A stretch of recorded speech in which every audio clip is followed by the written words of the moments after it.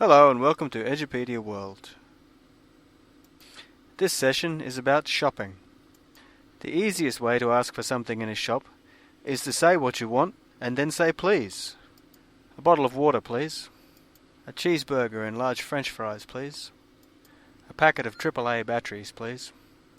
You can use could I have? Could I have a short black coffee, please?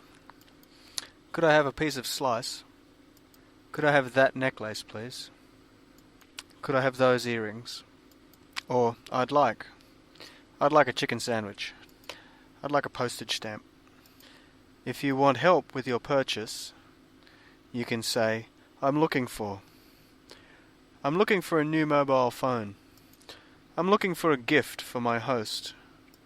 I'm looking for a sedan. If you don't see what you want in the shop but think they might have it, you can say, do you have? Do you have low-fat milk? Or do you have any? Do you have any magazines?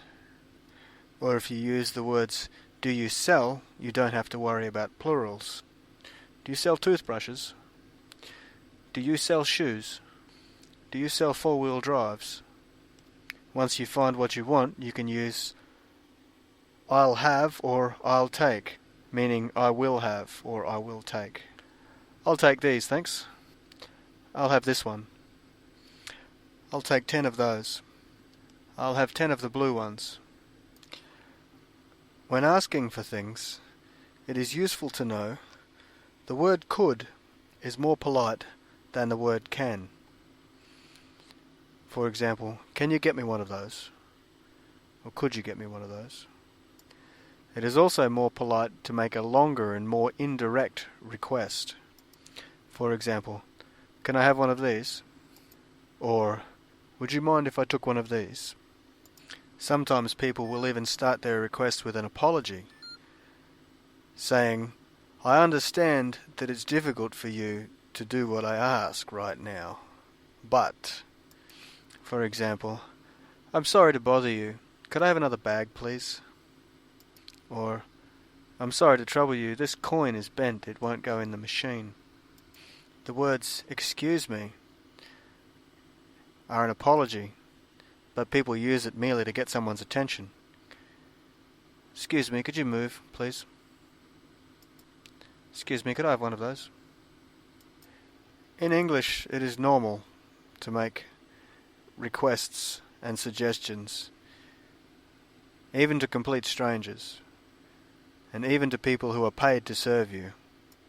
You will rarely hear an English-speaking person giving a stranger a direct order. Another way of making a request is using do you mind. For example, do you mind giving me a window seat? Do you mind shaking the dust out of it? Or would you mind? Instead of would you take another look, you could say would you mind taking another look? Instead of would you fix this for me, you could say, would you mind fixing this for me? We say, would you mind fixing, but then we say, would you mind if I fixed? Or would you mind if I sat here? Or would you mind if I opened the window?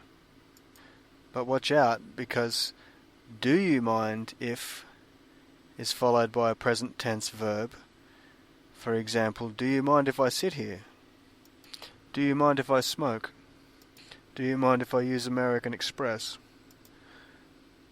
Many of the phrases used when shopping have been covered in other subjects. For example, the use of I prefer and I like, I don't like, I really like.